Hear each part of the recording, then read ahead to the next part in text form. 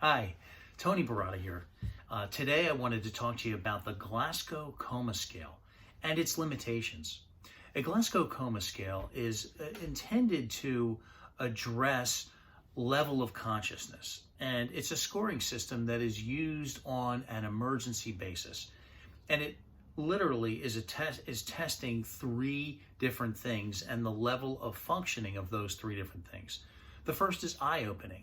It goes from a score of 1 for no eye opening at all to a score of the top or highest number for spontaneous eye opening.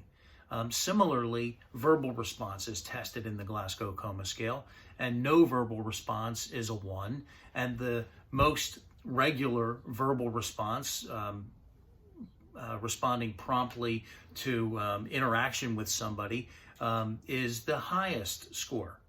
Also, motor response is tested, and so no motor response is the lowest score, and obeying commands to move your right leg or your left arm spontaneously is the highest score. Now, the highest score is a 15. And a score of 13 to 15 means mild traumatic brain injury. That's where it comes from. It comes from the concept of a testing at the time of the incident called the Glasgow Coma scale. Below an 8 is a severe head injury, and the score of 9 to 12 in the Glasgow Coma scale is a moderate traumatic brain injury. It's the moderate and the severe traumatic brain injuries that most often are going to lead to a lifetime of problems. But 90% of head injuries fall into the category of the mild traumatic brain injury. So you might think, well, okay, mild traumatic brain injury, that's not such a big deal.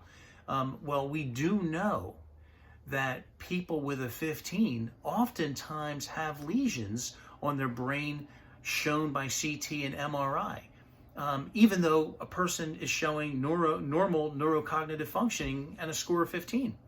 I recently had a client who was assaulted in a bar. He was hit in his head, and he was examined by the ambulance people and in the emergency room department, and he was found to have a Glasgow Coma scale of 15, the highest score you can have. He seemed to be functioning perfectly, but on CT scan he was shown to have an expanding subdural hematoma, and that expanding subdural hematoma, after continuous tests, showed that the swelling was increasing, dangerously so, and ultimately this man died. But he showed a normal Glasgow Coma scale initially. That was his initial presentation.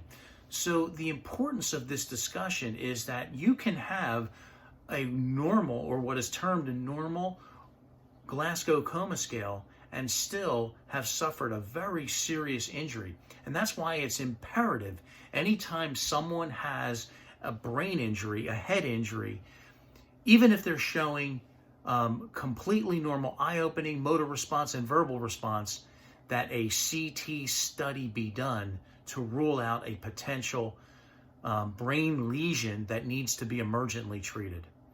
My name is Tony Baratta, and I hope this has been helpful to you.